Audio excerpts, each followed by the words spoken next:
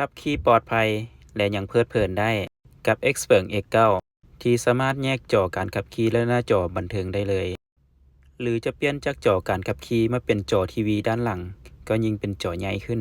ให้ท่านได้เพลิดเพลินกับจอระดับ 21.4 นิ้วพร้อมความชัดระดับ 2K พร้อมระบบไฟ Ambient Light ที่สามารถปรับแสงสีได้แบบ RGB พร้อมระบบเครื่องเสียง X Opera แบบเดียวกับในโรงหนังพร้อมกับเบาะแถว2ที่ออกแบบมาเพื่อรองรับกับความต้องการของ VIP